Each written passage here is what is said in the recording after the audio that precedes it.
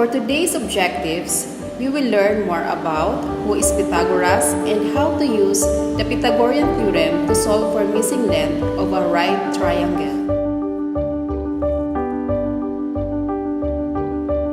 Pythagoras was a Greek mathematician and a philosopher, but best known for his Pythagorean Theorem.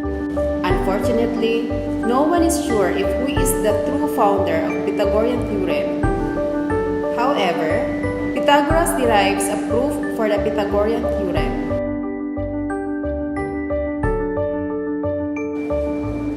This is a right triangle.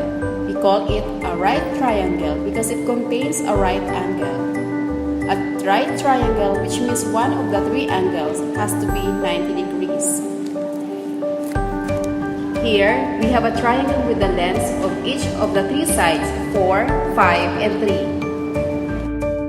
Let's take the length of each side and make a square for each of them. Next, let's find the area of each square.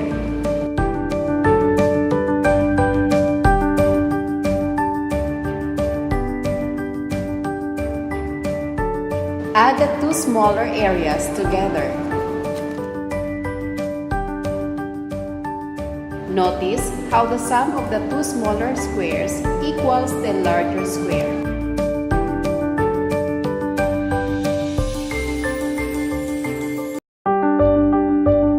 The Pythagorean theorem states that the sum of the squares of the legs of a right triangle are equal to the squares of the hypotenuse. Let us label the sides of a triangle by A, B, and C, where A and B are the legs and C is the hypotenuse. In symbol, A squared plus B squared is equal to C squared. It turns out that this is true for every right triangle.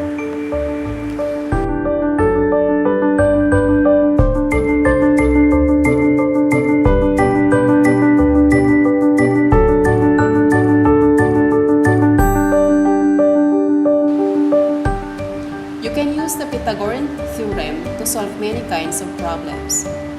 For example, suppose you drive directly to the west for 12 kilometers, then turn south and drive for 5 kilometers.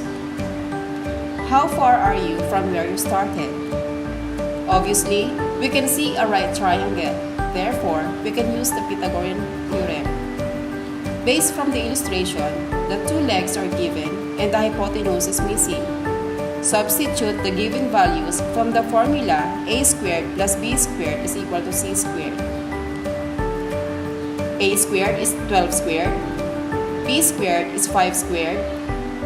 Get the squared of the two numbers where 12 squared is 144 and 5 squared is 25. Now let's add the two numbers 144 plus 25 is 169. Square both sides, therefore C is 13.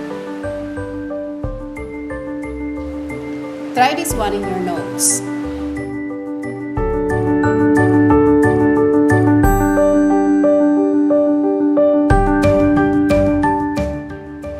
The answer is 25. Another, solve for value of x.